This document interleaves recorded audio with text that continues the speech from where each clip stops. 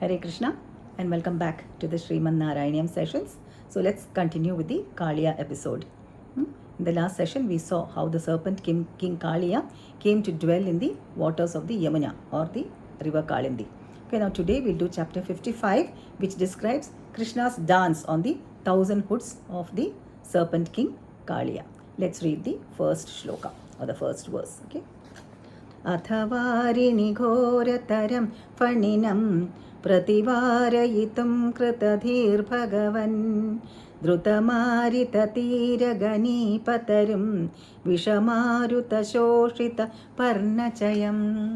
So here the poet Sri Melpattur Narayana Bhattatripat starts off by saying, O Lord of Guruvayur, having decided to drive Kaliya away from the river Kalindi, thou climbed onto a kadamba tree standing on the banks of the river and whose leaves had all withered or dried up due to the poisoned breeze. Okay. Now Krishna wanted to drive Kaliya away from the river Kalindi and therefore he climbed onto the kadamba tree that was standing on the bank of the river, and then the Lord jumped far into the waters of the deep river. He jumped into the river. Okay, now when the Lord, who bears the weight of all the three universes, jumped into the water, the Lord's immense weight caused the waters to swell and swirl, and on the bank, an area of 100 yards got submerged into the water, into the river, with a huge sound, with a roaring noise.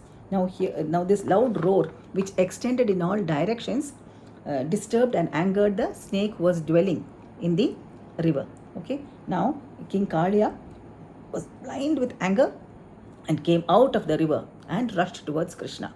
Okay, now Krishna saw this serpent King Kaliya, who looked like a black mountain with 1,000 peaks. Okay, emitting burning fire flakes and fierce poisonous liquid. Now this serpent, emitting deadly poison and breathing out intense heat, bit the Lord of limitless strength all over his body. The Lord is of immense strength, like limitless strength. But this Kaliya, he bit the Lord all over his body and coiled around Krishna's body, making the Lord invisible. Okay. Now the cowherd boys and the cows who were standing on the banks of the river were disturbed because they could not see Krishna. Okay. Now the cowherds, in the meantime, who saw numerous evil omens in their houses, came rushing to the river Kalindi. Okay, now all of them were full of sorrow seeing Krishna's plight, and they decided to give up their lives. At that very moment, Krishna immediately removed the coils of the serpent and came out smiling. Okay, now and then he climbed onto the hoods of Kaliya and started to dance. Okay, and with his tender feet, and the gentle tinkling of Krishna's anklets mingled rhythmically with the tinkling of his bangles, and this created a sweet, melodious noise. Okay, and seeing this, the cowherds rejoiced, the sages were pleased, and Indra, the king of the gods, along with the other gods who were watching this from the sky, showered flowers.